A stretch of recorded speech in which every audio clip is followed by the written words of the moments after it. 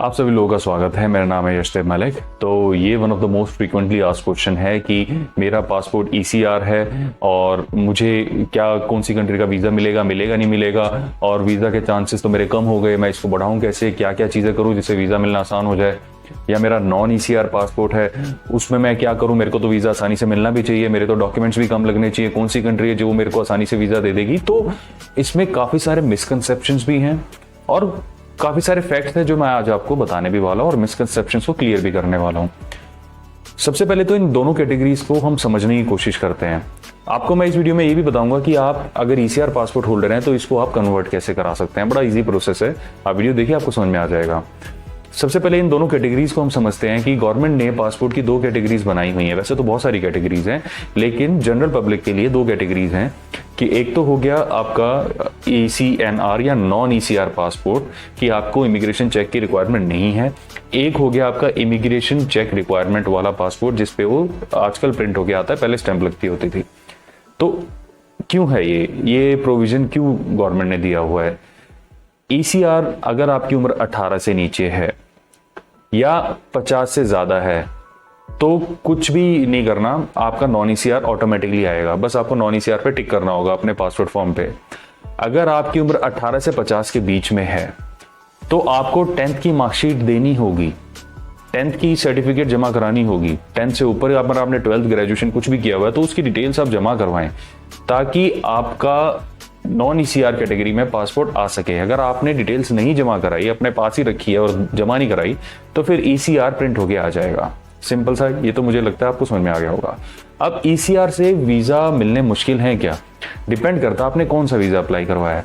काफी सारे कंट्रीज जो हैं एम्प्लॉयमेंट या वर्क वीजा तो देते ही नहीं है ECR पे। अगर मैं आपको बताऊं, वो आपको कहेंगे कि आप या तो ECNR या नॉन ECR पासपोर्ट लेकर आओ या फिर आप इमिग्रेशन क्लियरेंस लेकर आइए POE से, यानी प्रोटेक्टर ऑफ इमिग्रेंट्स। ये गवर्नमेंट बॉडी है, ये वो आपसे कहेंगे अगर आपको वर्क वीजा चाहिए तो। अगर आपने स्टडी वीजा पे जाना है उस केस में भी आपको नॉन ECR ही लेना होगा। देखिए ऑब्वियस सी बात है, जिसने 10th की पढ़ाई ना करी हो वो बाहर हायर एजुकेशन के लिए जाएगा तो थोड़ा सा प्रॉब्लम तो होएगा ना उसको। अगर एज सपोर्ट करती है वो अलग चीज है, वो सारा वो सब अलग है। जिसमें बच्चे 10th करने या एज से छोटे हैं और बाहर जा रहे हैं पढ़ाई करने के लिए, उनके रिलेटिव रहते हैं, that is absolutely secondary thing. मैं यहाँ पे जो आपको बता रहा हूँ कि अगर आप बाहर एडवांस स्टडीज के लिए जाना चाहते हैं, MBA वगैरह के लिए, और आपका ECR पासपोर्ट है तो प्रॉब्लम होगी आपको। ECNR या नॉन ECR पासपोर्ट को वीजा मिलने के चांसेस ज्यादा नहीं होते अगर उनकी प्रोफाइल ठीक से ना बनी हो। इसका मतलब तो सीधे सीधे ये गवर्नमेंट ये कहती है कि भाई आपकी बेसिक एजुकेशन कंप्लीट है, आप बाहर जा सकते हैं। और वहां पे इमिग्रेशन ऑफिसर को कहते हैं कि ये जो आपके पास हमारे जो सिटीजन है, ये एक नॉन ECR कैटेगरी के सिटीजन है, इनकी क्वालिफिकेशन जो है वो बेसिक क्वालिफिकेशन कंप्लीट है, तो इनको आप पूछताछ ना करें। इसका मतलब ये नहीं है कि वो पूछताछ नहीं करेंगे, वो हमेशा करते ही करते हैं डाउट होने पर, राइट। और जब ECR पासपोर्ट होता है तो उसमें इमिग्रेशन ऑफिसर देखता है कि अच्छा जी इमिग्रेशन चेक रिक्वायर्ड है, तो ये क्वेश्चन पूछता है आपको पता है आप कहाँ जा रहे हो, कौन सी फ्लाइट है, कौन सी कंट्री में आप जा रहे हो, क्या करने जा रहे हो। इसलिए पूछता है कहीं आपको किसी कोई स्कैम में तो नहीं फंसे हुए आप, या आपको पता तो है आप कहाँ जा रहे हो। मतलब क्योंकि आपकी बेसिक क्वालिफिकेशन कंप्लीट नहीं है तो वो एक्सपेक्ट करेगा शायद आपके अंदर इतनी इंटेलिजेंस नहीं है कि आप इसे समझ पाओ, राइट। तो गवर्नमेंट ने देखा जाए तो सहूलियत के लिए बनाए थे। तो ECR पासपोर्ट पे work visa, employment visa, study visa में प्रॉब्लम आएगी। इनफैक्ट अगर आप टूरिस्ट वीजा अप्लाई करते हैं लॉन्ग टर्म वाला, उस कंट्री में अगर वो लॉन्ग टर्म वीजा में आता है तो उसमें भी क्वेश्चन मार्क रेज होते हैं। वीजा मिल भी जाता है लेकिन थोड़ा सा मुश्किल आ सकती है उसमें।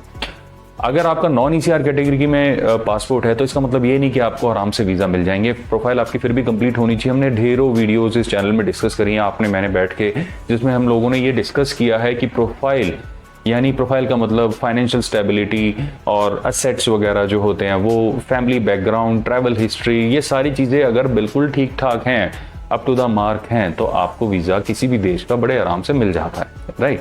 उससे कोई लेना देना नहीं होता ECR का या नॉन ECR का एक टूरिस्ट वीज़ा में। इसको कन्वर्ट कैसे कराएं? इसको कन्वर्ट कराना बड़ा ही आसान है, बिल्कुल भी मुश्किल नहीं है। आप चाहो तो खुद भी करा सकते हो। पासपोर्ट सेवा केंद्र की वेबसाइट पे सारा काम हो जाता है। पासपोर्ट सेवा केंद्र की वेबसाइट का लिंक अभी आपकी स्क्रीन पे भी फ्लैश हो रहा होगा और मैं बता भी देता हूं। Portal PORTAL numeric 2.passportindia.gov.in, that's it. ये सिंपल सा लिंक है, आप इस लिंक पे जाइए, आपने अपना री इशू के लिए आपको अप्लाई करना होगा। देखिए, अगर आप कन्वर्ट कराना चाहते हैं तो नया पासपोर्ट बन के आएगा। री इशू पे क्लिक कीजिएगा, प्रोफाइल अपनी बनाइए, पासपोर्ट का फॉर्म वगैरह आप फिल करिए, बड़े केयरफुली फिल करिए, उसमें नॉन ECR कैटेगरी को रीसेलेक्ट कीजिए और इसको रीअप्लाई कीजिए। और बड़ी आसानी से, बहुत ही सिंपल है, आपको किसी की ज़रूरत नहीं है। इस लिंक पे जाइए, आप वैसे ही कुछ समझ जाएंगे। बहुत ही हेल्पफुल लिंक है, सारा स्टेप बाय स्टेप इसमें समझा रखा है कि आपको करना क्या है। इसको कन्वर्ट कराने के बाद फिर आप जिस भी कैटेगरी में अप्लाई कराना चाहते हैं उसमें आपको कोई प्रॉब्लम नहीं आएगी, एटलीस्ट इस पॉइंट ऑफ व्यू से नहीं आएगी। तो ये मुझे उम्मीद है कि काफ़ी सारे क्वेश्चन जो इस रिगार्डिंग आ रहे थे उनको इसका आंसर मिल गया होगा। और कोरोना के इस टाइम में काफ़ी सारे एम्बेसीज अपने अपडेट्स रिलीज कर रही हैं। देखिए, हमने ये अंदाज़ा लगाया था पता नहीं कितना टाइम लगेगा, काफ़ी सारे एम्बेसीज ने तो काम करना भी शुरू कर दिया है। अभी इंडिया में ओपन नहीं हुई है, लेकिन इंटरनेशनली उन्होंने काम करना शुरू कर दिया। इंडिया में कैसे ओपन होंगी, इतनी स्पीड पे कोरोना यहाँ पे इस वक्त पीक पे चल रहा है। अब ये धीरे धीरे गिरना शुरू हो जाएगा, फिर देखिएगा थोड़े बहुत दिनों के अंदर ही चीज़ें नॉर्मल होनी शुरू हो जाएगी। कब तक, ये आपके रेगुलर क्वेश्चन आते हैं। उम्मीद की जा रही है कि जून एंड या जुलाई में चीज़ें नॉर्मल हो जानी चाहिए और आपके वीज़ा एप्लीकेशन आराम से आप सबमिट करवा पाएंगे, ऐसा एक्सपेक्ट किया जा रहा है, ऐसा अंदाजा लगाया जा रहा है। ऐसी कोई ऑफिशियल अनाउंसमेंट तो नहीं आई है, लेकिन ऐसा पूरा अंदाजा लगाया जा रहा है। जैसी कोई ऑफिशियल अनाउंसमेंट आएगी तो डेफिनेटली मैं आपको बताऊंगा। और भी काफ़ी सारे क्वेश्चंस हैं आप पे जिसके ऊपर मैं काम कर रहा हूँ, तो उसकी डिटेल्स भी मैं आपके पास लेकर आता रहूँगा। तो अपना समय देने के लिए बहुत बहुत धन्यवाद। अपना ध्यान रखें और थोड़े से दिन और बचें, और मुझे आशा है और पूरी उम्मीद है कि बहुत ही जल्द सब कुछ ठीक हो जाएगा। अपना समय देने के लिए धन्यवाद। Bye bye.